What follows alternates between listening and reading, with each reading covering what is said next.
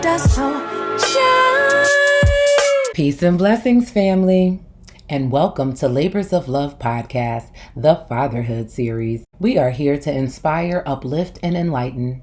Each episode, we will be hearing from fathers sharing their perspectives and experiences on all aspects of the fatherhood journey. This evening, I have the privilege of speaking with Erik Clemons, father of four and co-founder of the Connecticut Community Outreach and Revitalization Program, also known as ConnCORP, a subsidiary of ConnCAT, designed to explore and implement opportunities for economic development and investment in New Haven, Connecticut.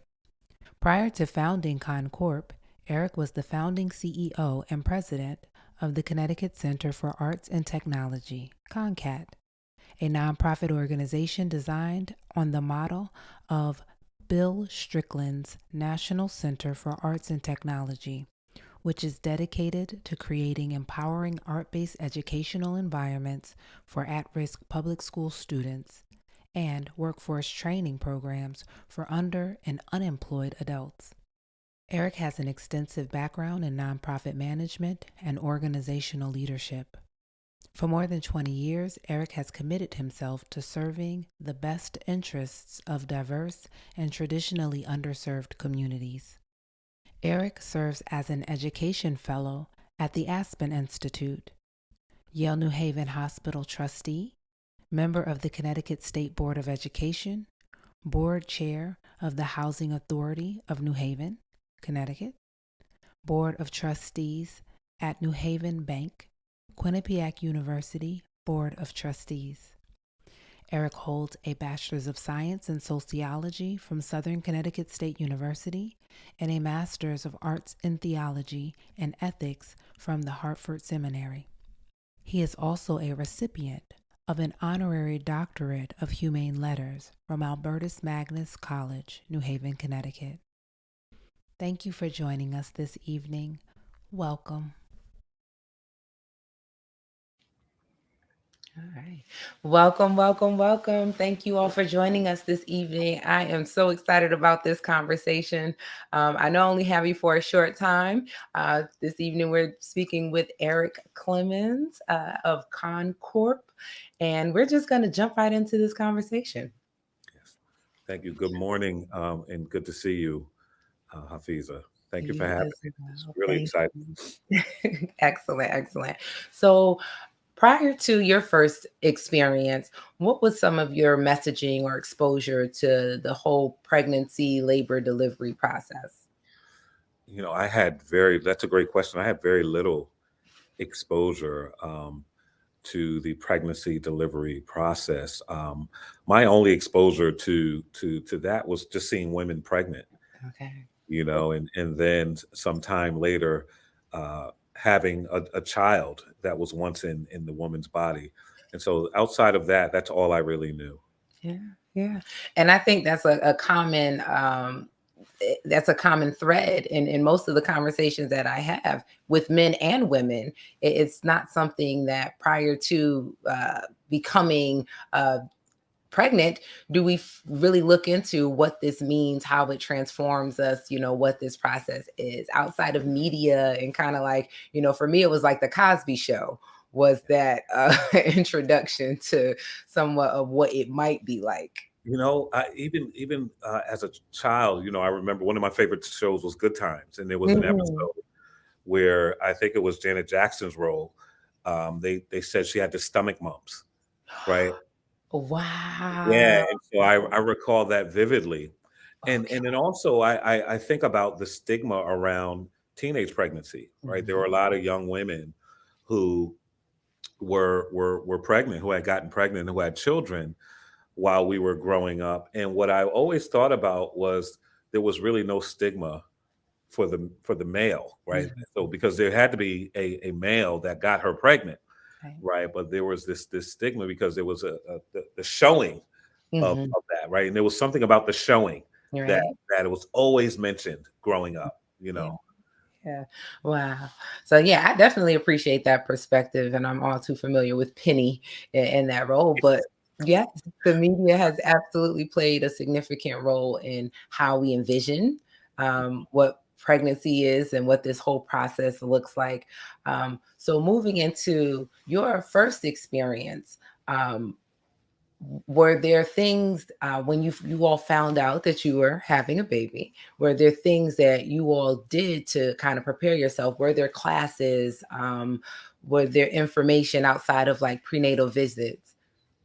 Yeah, when my wife and I, well, my wife had a daughter before her and I were together, and Kiara, who is now my child, Yeah.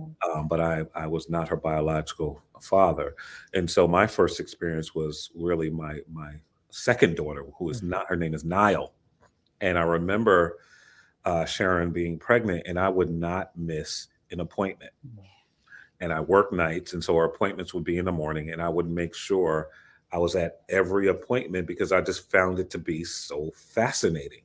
Not just the idea of this human being inside of my wife, Mhm. but the as you mentioned, the care that is needed, the things she had to do for her body and her health to ensure a healthy child, Mhm. and so I just felt like there was such pressure on her to ensure that the child was healthy, that I didn't, I didn't have that pressure. Mhm. She had it, and so I vividly recall that, and I vividly recall Hafiza when she was in labor and giving birth to Nile, and Nile has like she was not coming out, and I remember my wife just crying, and I remember the doctor being incredibly impatient and Right. and annoyed Mm. that things weren't going the way he wanted them Right. to go. And so much so that I called my mother to come Mhm. to the hospital because I had no idea what I was doing and Ah, what I was in for. And wow. so I recall that vividly. I recall the doctor's behavior in Mm. response to my wife's behavior. Wow.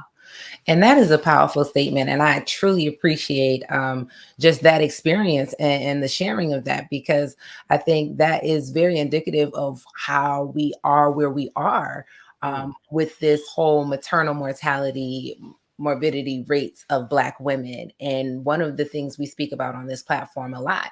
Especially talking with birth workers, is the support and advocacy. So the fact that you were in the space and you had an awareness of the energy of the doctor, and because your wife is in a very vulnerable state at this time, like her complete focus is on herself and bringing this life into the world safely. So to have that outside kind of, you know, negative energy is extremely impactful in that situation. So to have that awareness and then to call on the support that you have, which again is the advocacy that as women we need in that space, yeah, is just really a phenomenal example of why we need the support in this situation. yeah. Wow. Gotcha. Yeah. So I find that I truly appreciate that point of view. Hmm. And so you have multiple births that you can kind of compare that you've experienced. Yeah. Were there any significant differences in that process of pregnancy and then labor and delivery? All were very different. Mhm. And so Niles was a little problematic. Nia, who is our third daughter, and so we have four girls. Nia, who's our third daughter, was very.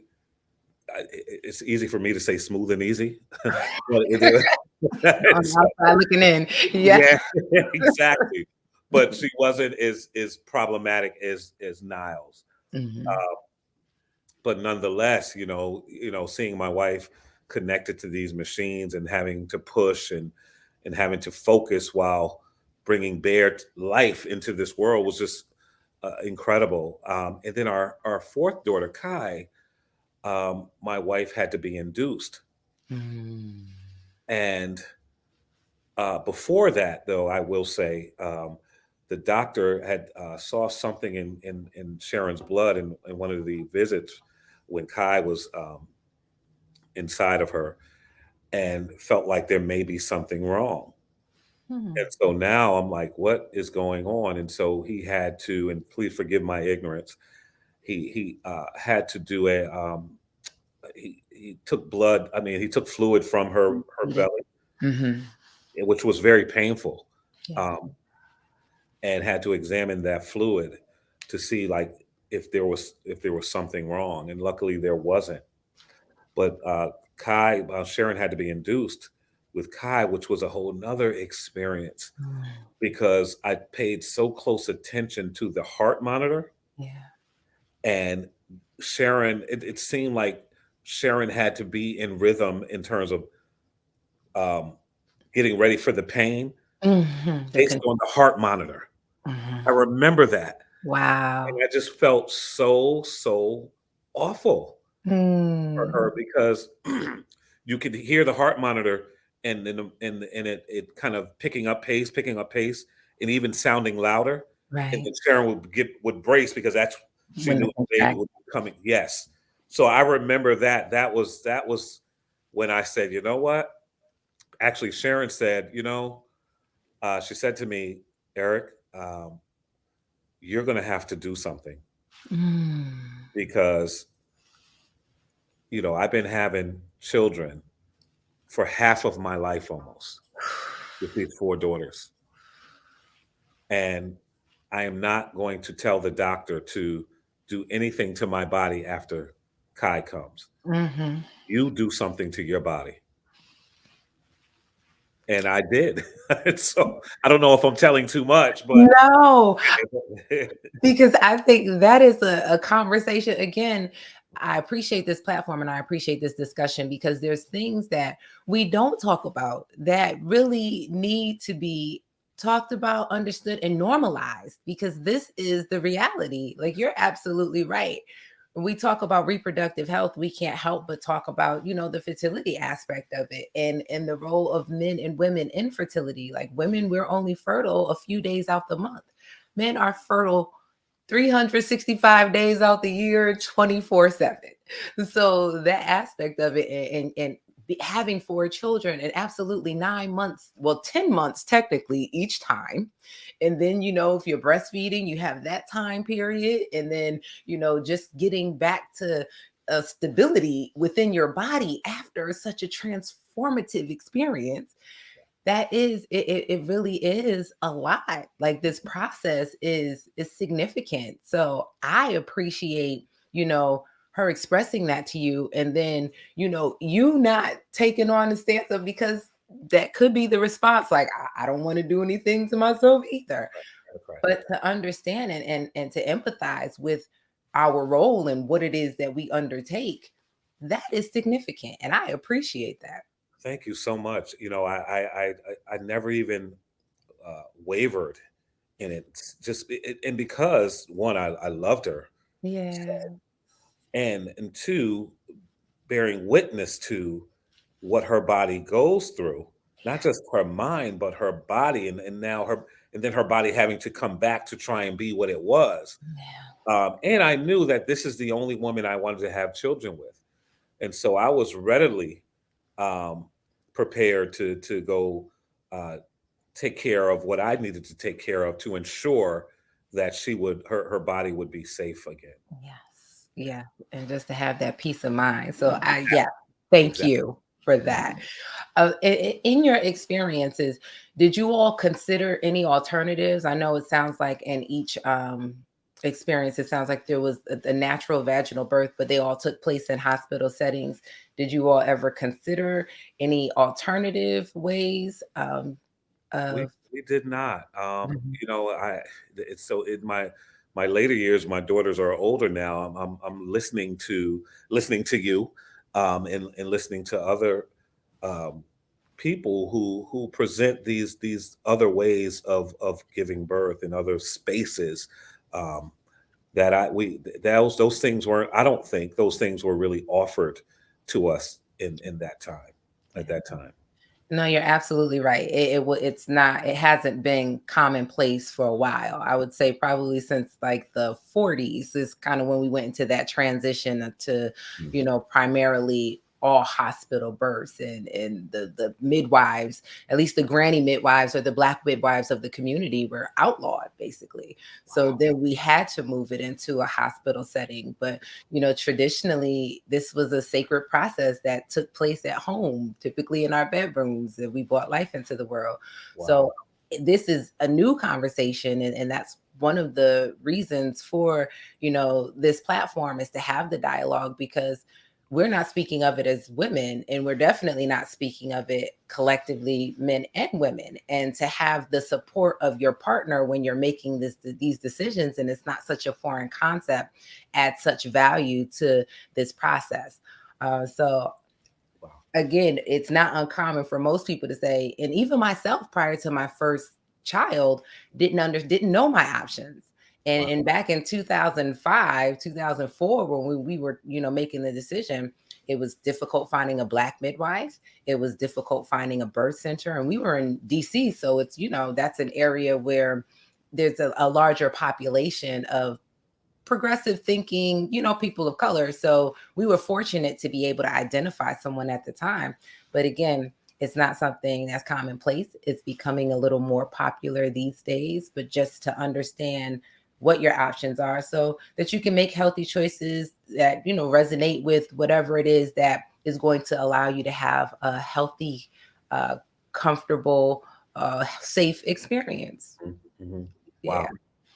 Yeah. Thanks for that history.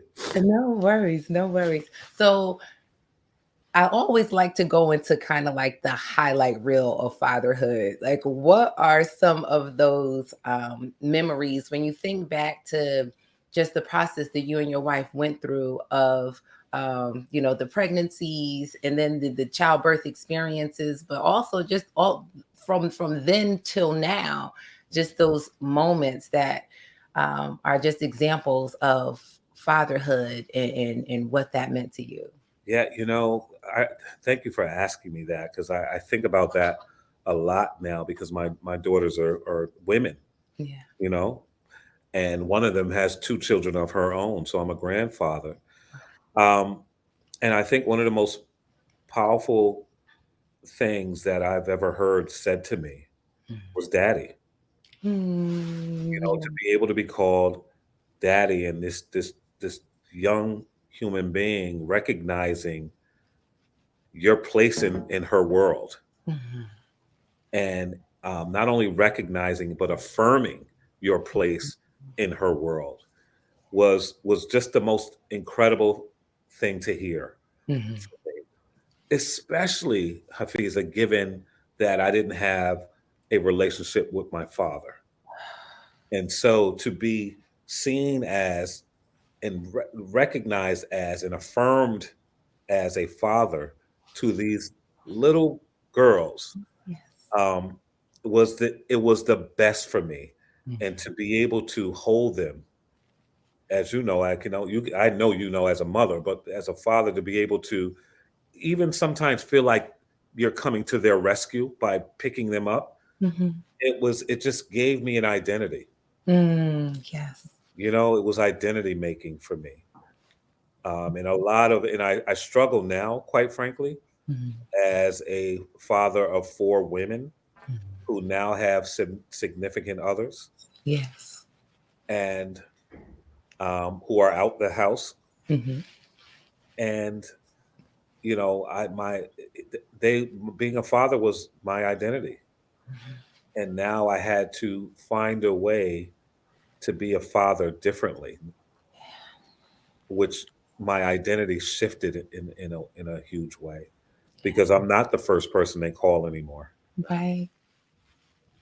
you know and so those are some of the vivid, kind of top of front of mind things, based on your question, that I wanted to voice, just the sheer joy of being a father of these four beautiful young ladies, but now my identity being shifted, Yeah.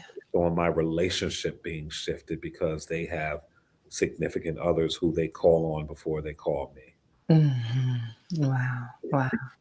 No, I think that's definitely impactful. And again, that self-awareness, like transform throughout life in our various stages. And I can definitely relate just with the shift of them going from being so dependent as little people to starting to gain their independence, now high schoolers and, driving like, and just how that role in that relationship continuously evolves. So to be in that space of, now grandfather, I'm sure now you have other little people, and how different is that role? Because Oh, it seems like you could spoil them and send them home type. yes, that's exactly it. You took it.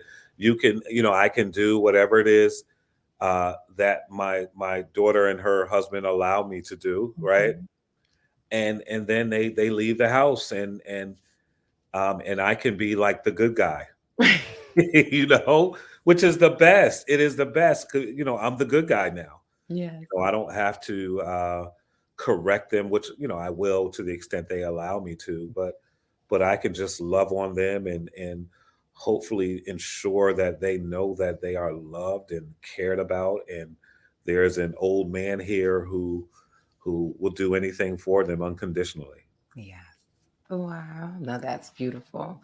That's beautiful. So from the perspective of, um, what would be something that you would share with fathers that might be listening or soon to be fathers, about just some of the wisdom that you've acquired along the way about supporting your wife through the pregnancies and childbirth, and then just the role and your experience as a father? Are there lessons that were learned? Are there things that you may have done differently? Are there things that worked for you that you feel would be impactful for someone else?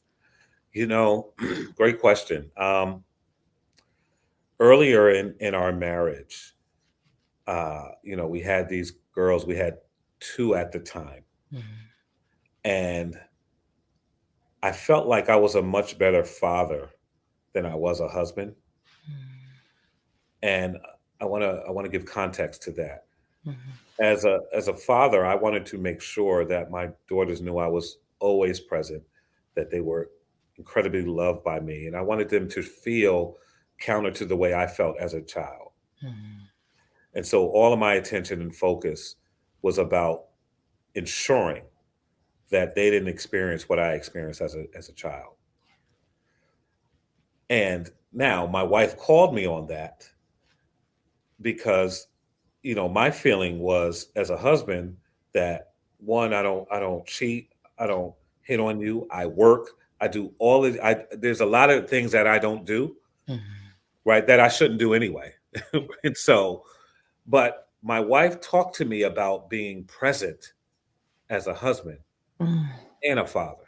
Mhm. And so the importance of presence, right? And the emotional presence, physical presence, of course, but knowing my wife, knowing that I am always holding space for her no matter what. I Mhm. didn't understand that as a husband as much as I did, as much as I practiced that as a father. And so I would say one thing that I've learned in fatherhood is fatherhood was essentially important, of course, but it is no more important in terms of your presence than being with your wife or your significant other, because that's incredibly key. You are only as good as father as you are a husband. Oof. That's That, what I would say. wow. And that is a lot. That's everything. That foundation and that example, and those little people are looking up to see That's what right. y'all are doing. So That's when that is in sync and in alignment, I mean, that is so powerful to the understanding of a solid family, yeah. right? To No, have that foundation and to be able to yes, give that to 'em, that is yes. beautiful. You cannot claim to be a good father if you don't treat your wife with the same respect, love, and admiration that you do your children. Beautiful.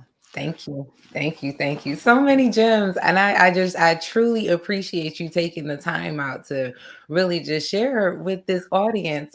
There's so much value and not just the representation, because to see you on the screen is powerful as well, but Thank to you. hear you speak and what it is that you're sharing, it adds significant value, and it continues the dialogues that are so necessary for us to move forward in a healthy and a substantial way. So there's so many things that you have going on that I absolutely want our viewers to also know about, just who you are and the things that you're connected to, because I think that is such great value, and it's about community and networking, and we don't know who we don't know and what we don't know, so it's an opportunity to just be enlightened. Yes, yes, yes. So please share, what are some of the things that you have going on Yeah, with ConnCORP, with some of the opportunities and the activities that you all provide. yeah. Thank you for the space to do that. So, as you mentioned, I'm Erik Clemons. I'm CEO of ConnCORP. ConnCORP is Connecticut Community Outreach Revitalization Program, which is really a economic justice, economic development company that I've co-founded with my board chair, Carlton Highsmith. And we have my job is to build the company, right? Initially, originally it was a real estate play because we wanted to create a space or place in Dixwell on Dixwell Avenue, and were able to purchase some buildings in the Dixwell Plaza, but didn't really have a formal company, a formal structure in order to do it plausibly. And so I left ConnCAT, which is the nonprofit organization I was able to found 10 years ago, and now for the last year have been building ConnCORP, this economic development, economic justice um, company, and we have four verticals. One is a very large project, which you know about, is on Dixwell Avenue, as I mentioned, and Dixwell Plaza. So we've now been able to buy the total Dixwell Plaza, all the buildings, and the Elks Hall. So we feasibly own the entire block from Webster Street to Charles Street on Dixwell Avenue. And we're in the midst of a $200 million raise. We're halfway there. We've raised about $100 million thus far. And what we're going to deliver to that community is housing, 178 units of housing, a 300-seat performing arts center, um, retail spaces, a 15 restaurant food hall, supermarket, greenhouses, townhouses, and yes, greenhouses, because as you know, folks in Dixwell and New Hallville, especially, are folks who migrated from the South, who lived in farms, on farms. And so we are people of the earth, yet there is no real land here to cultivate. And so we said, you know what? Let's create greenhouses where the people in the community can come and grow fresh produce and all the things that they did when they were in North Carolina or Alabama or Georgia, wherever they came from. And Mhm. so we want to have a kind of revival of that. Also, we're building a performing arts center because the community said they wanted a revival of arts and culture. And so we're building a 300 seat performing arts center. As I mentioned, townhouses, um, and it's going to be a place of real beauty and dignity. If you look at Dixwell Plaza and most of Dixwell Avenue right now, it has been in decline, has been allowed to be in decline and disinvested. And so we want to bring investment to Dixwell to create an economic infrastructure in that community that has languished, for the most part, in poverty for decades, Yes. right? Because we believe I believe poverty is the most wicked thing on this earth. And it is not racism. I think racism is the weapon of poverty. And so we want to do we want to address that. We started on Dixwell. And so that's one vertical. Secondly, I'm sitting in this 45,000 square foot building that we purchased in April of last year. And it's an old school that we're redeveloping, which serves as our ConnCORP Economic Impact Lab, where we have mostly black businesses in this building that are incubating. and they'll be here for 2 or 3 years and go back into the world as a more robust company and bring more Black businesses into our lab. So that's second. Thirdly, I was able to raise uh, a lot of funds to give money to Black businesses in New Haven. Given Mhm. the pandemic, we knew that Black businesses, 40% were shuttering throughout the country, and that same percentage in New Haven. And so we wanted to do something about that. And so was able to raise a substantial amount of money, and got that some of that money got matched by the state. And so for the last year, we've been giving $10,000 grants to Black businesses in New Haven, while Okay. also enlisting consultants who are Black folks working with these Black entrepreneurs to build their businesses and fill in the gaps in their business model. And so the second part to that is we are starting in the third quarter of this year, the Quinnipiac ConnCORP Adult Entrepreneurship Academy, where a lot of the grantees and those who applied for grants will be working with Quinnipiac School of Business and the ConnCORP Lab to build their businesses in a Saturday academy throughout the year. Okay. So this is phenomenal programming. How do people tap into and who's eligible to be Well, able to tap into? whoever's an entrepreneur who Okay. owns a business, what we ask is that you fill out a resilience scorecard and look at the gaps in your business and the strengths of your business, and we can address those gaps and our strength within the curriculum that we have created. Um, and I'll have more about that, and I'll pass that information on to you so you can tell your viewers.